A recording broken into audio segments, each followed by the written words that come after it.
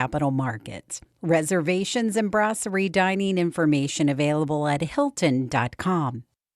Solar Holler, supporting Appalachian communities and building on West Virginia's history of powering the nation by bringing solar energy and battery backup to homeowners, nonprofits, and businesses throughout the region.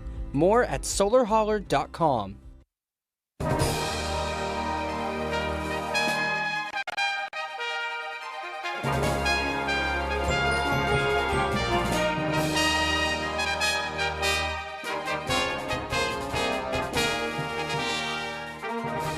Welcome to the Legislature Today. I'm Curtis Tate. It's not uncommon for lawmakers to reintroduce a bill that failed the previous year, especially when that bill progressed out of at least one chamber. As Chris Schultz reports, the Education Committees on both sides of the Capitol have focused on such bills to start this year's session. Monday afternoon, the House Education Committee discussed House Bill 2187, which would permit teachers in K-12 schools to be authorized to carry concealed firearms as a designated school protection officer. It's a reworked version of last year's House Bill 4299, which passed the House but failed to move out of committee in the Senate. The bill's sponsor, Delegate Doug Smith, a Republican from Mercer County, said the need exists for protection at schools with limited resources. It's for schools in my district. Every elementary school in my district has no resource officer. Okay, teachers would like to be able to protect themselves. And the reality of it is there's not enough funding to pay for it all for every school across the state. That's the reality. The issue of students gaining access to a teacher or staff member's weapon has been a point of concern for several years with similar bills and came up again Monday afternoon. Jim McJunkin, a retired critical care pediatrician, spoke as part of the committee's public hearing. He recounted his personal experience of treating a child permanently injured by the negligent discharge of an unattended gun before discussing the need for preventative measures rather than more firearms. We believe in that primary prevention is very important, which includes secure school entryways, threat assessment, suspicious activity reporting, mental health access, and safe storage education for storage of guns at home. McJunkin pointed out that secure entryways for schools are required in code, but schools across the state struggle to comply with the mandate, an issue that lawmakers have followed during interim meetings this past fall. House Bill 2187 is not on the committee's agenda for its next meeting Wednesday. Monday, the House of Delegates passed another school safety bill, House Bill 2515, which would give teachers from kindergarten to grade 6 the ability to remove students from their classroom for extreme disciplinary issues. A very similar bill originated in the Senate last year, and Tuesday morning the Senate Education Committee discussed Senate Bill 199, their own version of that elementary-level disciplinary bill. Senator Mike Oliverio, a Republican from Monongalia County, said the issue is worth so much attention because of the experiences shared by educators that have dealt with violent students. We've talked to teachers who have been stabbed, who have been beat up and bruised. And we're really trying to address this issue primarily with a lot of love to these students, because we understand these students are in a very difficult place, maybe difficult environment. Oliverio said the bill will not only help the students causing the issues, but their classmates and educators as well. Like its counterpart in the House, the bill calls for school counselors, social workers, and psychologists to conduct assessments for students exhibiting violent or threatening behavior. Students removed from their classroom would be placed on a behavioral plan for 2 weeks, with reevaluation and potential referral to a behavioral intervention program if progress is insufficient. Senate Education Chair Senator Amy Grady, a Republican from Mason County and the bill's sponsor, said she delayed introducing the bill several times to make sure it was the best version it could be. It could be better. Definitely funding could be better. Definitely having more behavioral interventionists would be great. We just don't have those things right now. So this gives teachers, I think, something they can start with and something they can do to begin with, and then we can move towards a more perfect solution in the future. The bill was advanced to the full Senate with the recommendation it passed. For the Legislature Today, I'm Chris Schultz. The House Judiciary Committee considered a statewide camping ban. The bill is focused on homeless encampments throughout the state. Brianna Heaney has more. Since a Supreme Court decision that allowed for certain types of bans on homeless encampments, municipalities around the state have issued camping bans on public property. Now, the legislature is considering a statewide camping ban. The bill's lead sponsor is Gino Chirelli, a Republican from Monongalia County. Part of his district is in Morgantown, where last year residents successfully petitioned to suspend a camping ban from the city council until a vote next month. The purposes of this bill is to prohibit camping and or personal storage of personal property on publicly owned state or municipal land. There are definitions in the bill. There's an escalating penalty structure that starts with first violation is a written warning describing the violation, providing information about resources to obtain assistance, and seeking alternate shelter. Second violation would be a fine, not more than $200. And then the third violation within 12 months of the first is a misdemeanor punished by a fine of not more than $500 and possible jail time of up to. The bill doesn't necessarily ban sleeping on public property. Instead, it bans camp paraphernalia. Those are things like tents, blankets, and sleeping bags. Sean Fluharty, a Democrat from Ohio County, asked if the law could be considered cruel and unusual punishment by asking people experiencing homelessness to give up personal items. However, the state is forcing you to get rid of any of those belongings, but keep the shirt on your back, potentially freeze to death in these temperatures, in order to not violate this law. The bill's sponsor agreed. I would agree with you. The bill states that those in violation of the law would only face criminal punishments if they quote-unquote refused an alternate solution, like a homeless shelter. It's unclear in the bill what the offer of shelter means. For example, it doesn't say in the bill that police officers should provide transportation to said shelter. It's also unclear about criminality if there is no shelter available, which is the case for most of southern West Virginia. For West Virginia Public Broadcasting, I'm Brianna Heaney at the Capitol.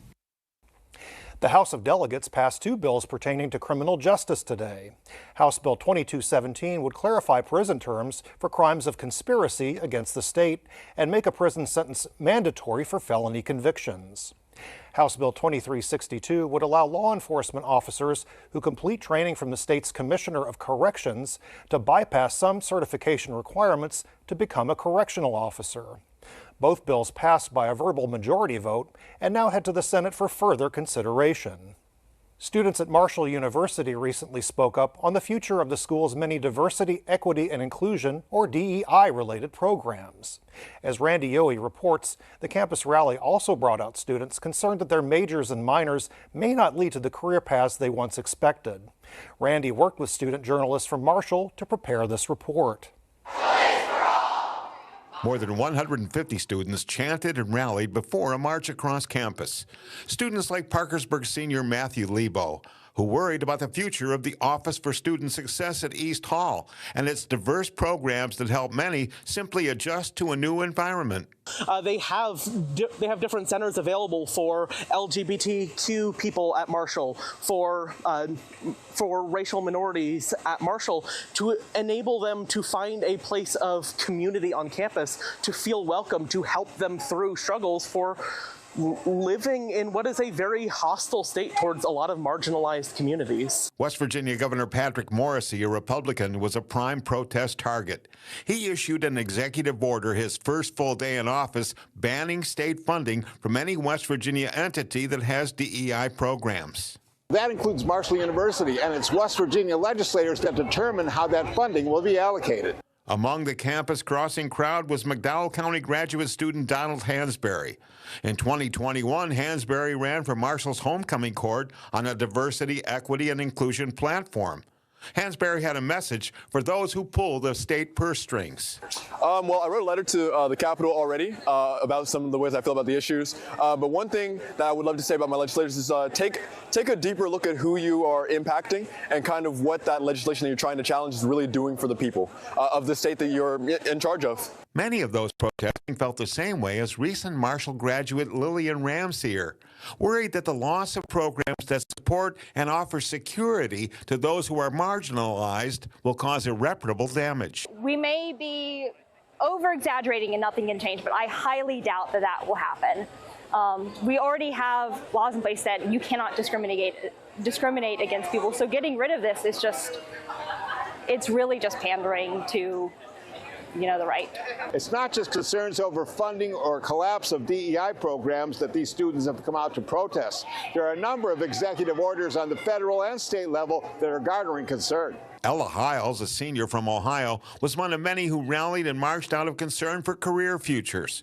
Hiles hopes to forge a career in library science. If library funding is cut, I don't know what I will do as a job. Libraries have always been my safe, happy place, and seeing them cut would be awful, especially for future generations as well. I grew up going to the National Park Service as well with my family. Those were our vacations. We're going to National Historic Parks.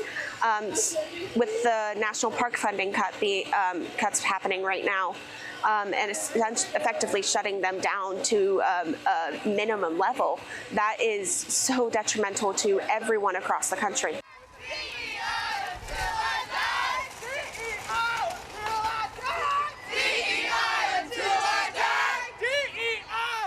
Marshall's communications director, Leah Payne, says the university is now working toward DEI executive order compliance.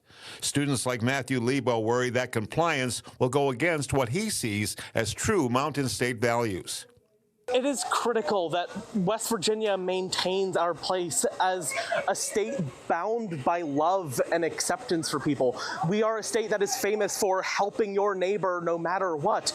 So it is critical that our legislators not forget that message to ensure that West Virginia is a place where everybody feels welcome to live and build a life and secure a future for themselves and our state. No one from the university came out to meet with these students. We're told that Marshall's DEI program changes are expected in the coming weeks.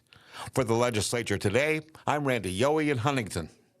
Earlier today on Truth Social, President Donald Trump shared that he wants to stop any federal money for a college or university that allows what he calls illegal protests.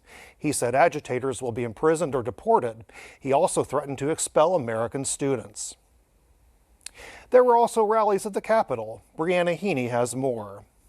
I'm standing here outside the Capitol where people are rallying against Donald Trump, Elon Musk, and some of the decisions that are happening on the federal level.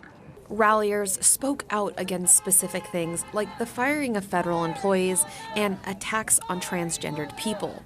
Speakers reprimanded the state government for aligning itself with these policies. Samantha Symptoms and Sandy Curry said they came to protest federal decisions on Social Security, women's rights, Medicare, and Medicaid. Social Security, I depend on it to live. I worked years and years to get that. Medicare, I worked for that. And Medicaid, I worked in daycare for years. I saw children that would have had no insurance without Medicaid, and their parents are working every day. I'm here today for human rights and women's rights. I want my girls and girls around the United States to have rights over their bodies and just to have choices. Over the past few weeks of the legislative session, protesters have been intermittently meeting outside the Capitol to protest state and federal decisions. For West Virginia Public Broadcasting, I'm Brianna Heaney at the Capitol. The Senate advanced a number of bills on Tuesday. Brianna Heaney has a look. The Senate advanced a House bill that bans processed food products that include specific ingredients like red dye 40. That bill is nearly at the legislative finish line. Tomorrow, if passed, it will become one of the first pieces of legislation to head to the governor's desk. A bill that bans public school employees from teaching about LGBTQ issues in the classroom and requires public school employees to out transgender students to their parents, advanced today without any amendments. Senator Mike Wolfel, a Democrat from Cabell County, stood up during the beginning of today's floor session to comment on what he says is Washington, D.C. politics and the sidelining of Democrats in the Senate. Mr. President, there's a virus that's spreading in this building, and I'm going to stop it. And I'm going to stop it on Monday. He said he believes amendments proposed by Democrats are being shot down based on the party affiliation of their author. No Democrat amendments are going to be passed. Democrats are second-class citizens. For West Virginia Public Broadcasting, I'm Brianna Heaney at the Capitol. Earlier today, Eric Douglas sat down with Deke Kersey, the Chief Deputy Secretary of State, and the Chief of Staff for Secretary Chris Warner. They discussed the many bills moving through the legislature that pertain to elections. Welcome to the legislature today. I'm Eric Douglas on the set today with Deke Kersey. We were discussing back in the office that with a name like Deke, you should be like a fighter pilot or something. Yeah, that would be great. Or a hockey player, or something more exciting than an attorney. But you're the Chief Deputy Secretary of State and the Chief of Staff for Secretary of State Chris Warner. You held a number of positions under the former Secretary of State Mac Warner as well. So what we're going to talk about today is there's a number of pieces of legislation moving their way through the legislature that affect elections in West Virginia. But you told me something really, something obvious, but something I hadn't thought about just a few minutes ago. So why are we seeing this full range of bills right now? We have a plethora of elections legislation introduced in odd-numbered years because there's not an election going on. A lot of our bills require public education or some preparation at the county level or the municipal level. We might need to buy some software or some hardware. You can't really implement new election strategies, procedures, and equipment during an election cycle. And we have an election, a federal election, every even-numbered year. Right. So we see a lot of legislation. We can try and run a lot of our election legislation in an odd-numbered year. You'll see even-numbered year things, but oftentimes if they have an effect on the actual administration of the election, they won't be effective until after the election's over. So we try and get a lot of our nuts and bolts pieces done during odd-numbered years.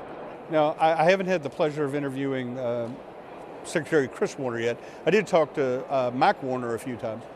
And he really always stressed that the West Virginia elections are safe and secure. So if under those circumstances, and I assume you agree with that, why do we need to tinker with it? What are some of the issues that keep arising? Well, generally, there's always room for improvement in anything. Our personal lives, professional lives, the law. Things change, technology changes, bad actor tactics change.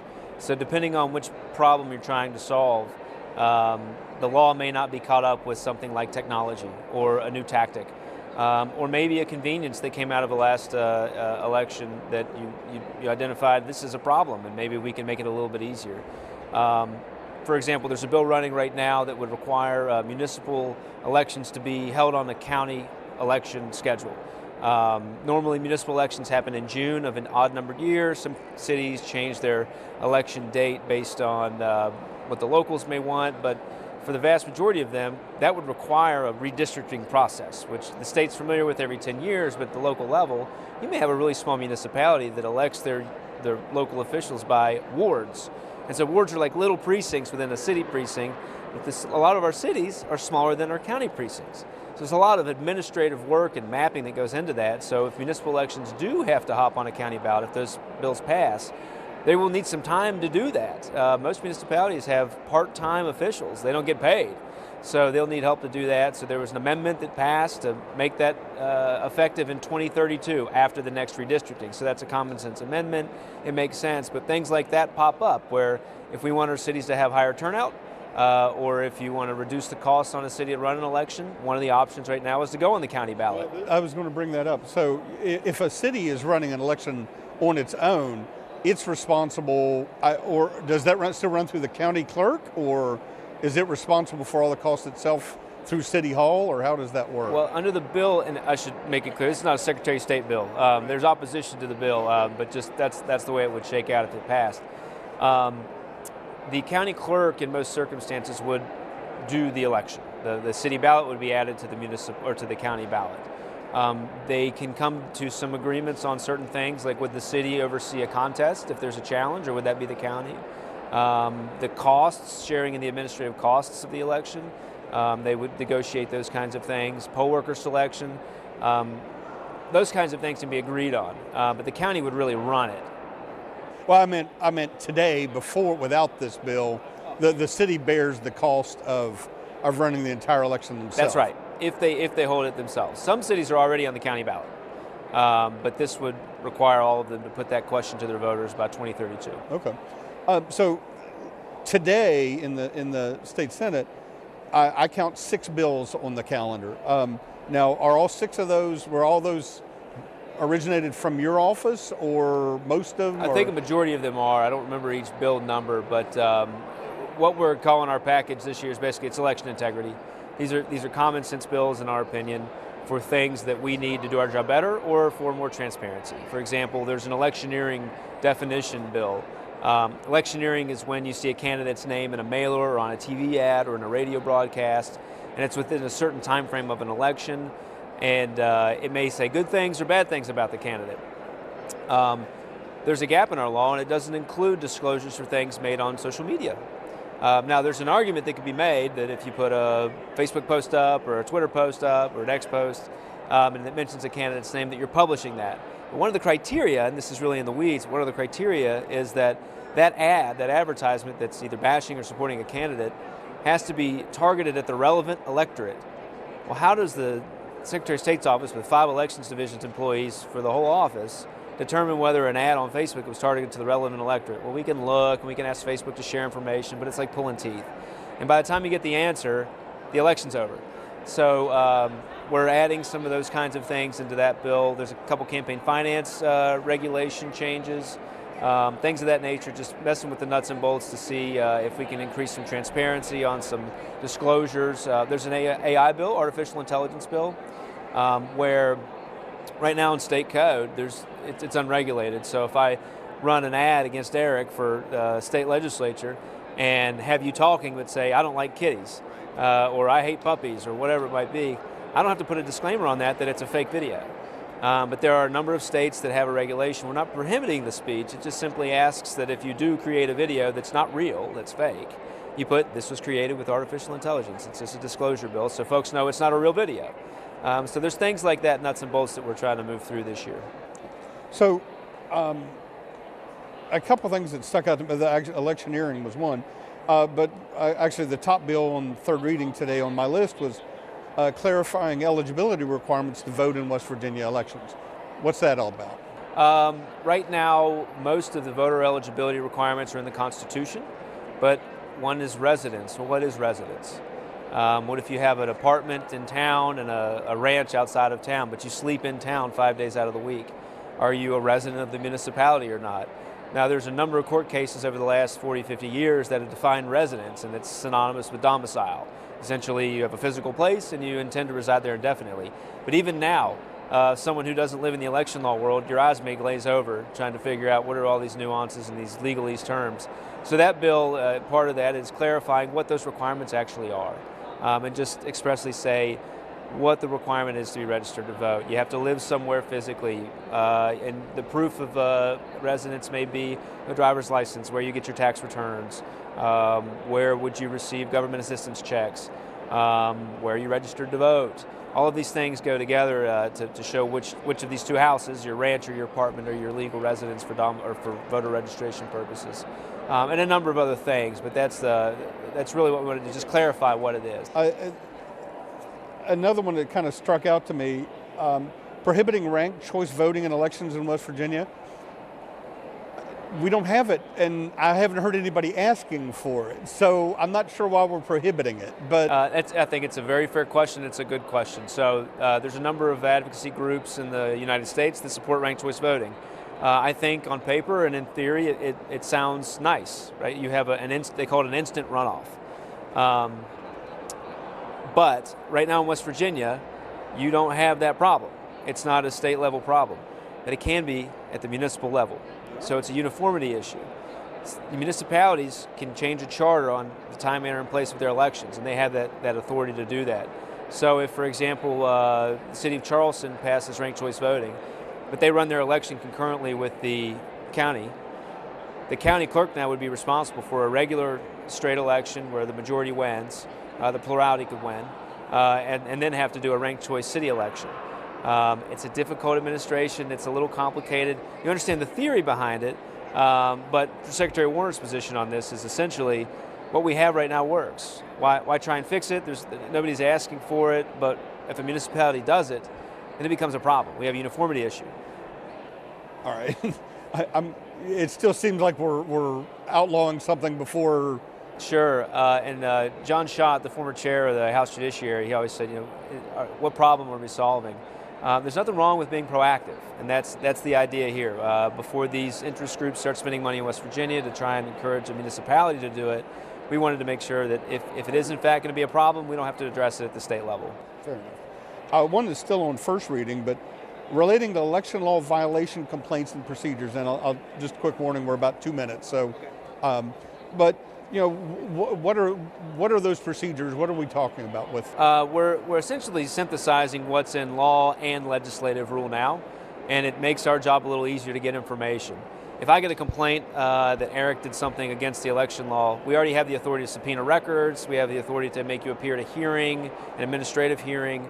But what I can't do is make you respond. So we send you a complaint, a notice of a complaint. You don't have to respond. Well, then what do? We have to go all around you without being able to talk to you just to see if it's true or not. And we spend a lot of time and money just trying to find out what the facts are before we identify whether or not the allegations are sufficient to justify a referral to a prosecutor if it's a crime, or to assess a civil penalty, whatever it might be. But we have to act on formal complaints. It's mandated by law. Right now, folks don't have to respond to us. So this requires a response, just like civil procedure would in a court, in a judicial proceeding, just like other administrative proceedings. So that's all we're trying to do, so we can get some dialogue and save a little money and time. It gets the Secretary of State's office a little teeth, too. We have the authority to... We have the teeth now, but we could subpoena you and you would have to respond, or we could refer it if it may be in a default situation, depends how the bill comes out. But what we don't want to do is waste money. We don't want to waste taxpayer money. We don't waste time. And right now we do that when we have non-responsive individuals. Fair enough. Thank you, sir. I appreciate your time. That's all the time we have for this discussion today. Hopefully you'll come back as these bills move through the legislature, though. I'd be glad to. Thank you for having me. That was Deke Kersey from the Secretary of State's office speaking with WVPB News Director Eric Douglas. That's it for tonight. Thank you for joining us. Catch the Legislature Today Monday through Friday at 6 p.m. And remember, West Virginia Public Broadcasting covers the session daily in our radio news program West Virginia Morning and on our news site at wvpublic.org. I'm Curtis Tate. Good evening, and see you here again tomorrow.